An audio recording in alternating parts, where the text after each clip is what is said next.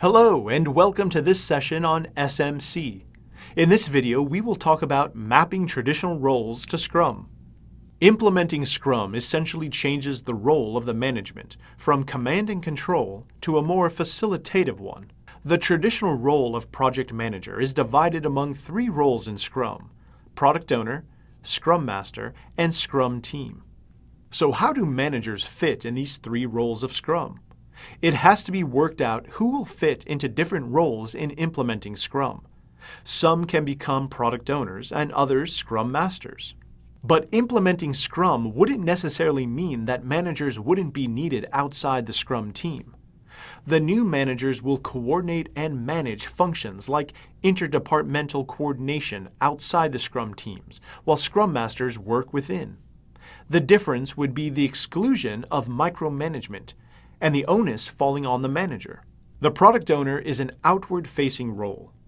The product owner communicates with stakeholders and sets priorities for the project. The Scrum Master performs the duties of the project manager by removing impediments.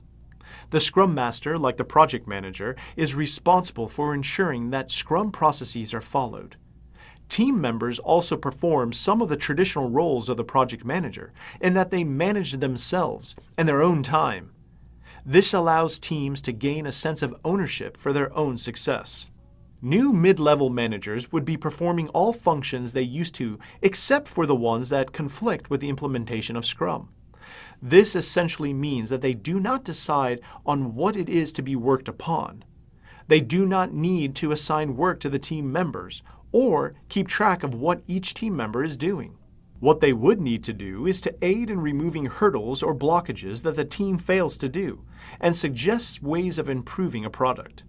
They would still be involved in recruiting and removing team members alongside the Scrum Master. Budget and financial management would also be one of their major responsibilities. One of the new roles of development managers would be to work with the Scrum Master to facilitate the smooth functioning of the Scrum team. Development managers would have to see if the right person is assigned to a team and people are being retained in their capacities. As teams are cross-functional and self-organizing in Scrum, development managers would have to play the role of coordinators, bringing different elements together in an organization to make the working environment conducive for the developers. As the team members constantly inspect and adapt themselves to be more efficient, the problem of managers to oversee every individual's performance fades away. Project managers may play the role of Scrum Masters, and some prevalent roles may not remain as they are. The role of product owners and Scrum Masters may be taken up by functional managers. Role changes need not be clearly communicated to the people concerned. Change can become an issue if the middle management perceives that their roles have diminished in importance. Yet this can be handled agreeably. A Scrum Master can help them understand the importance of Scrum to the organization and also the significance of middle management in a Scrum environment. And that brings us to the end of this module. We hope this has shed significant light on the roles to be played by various personnel in the implementation of Scrum.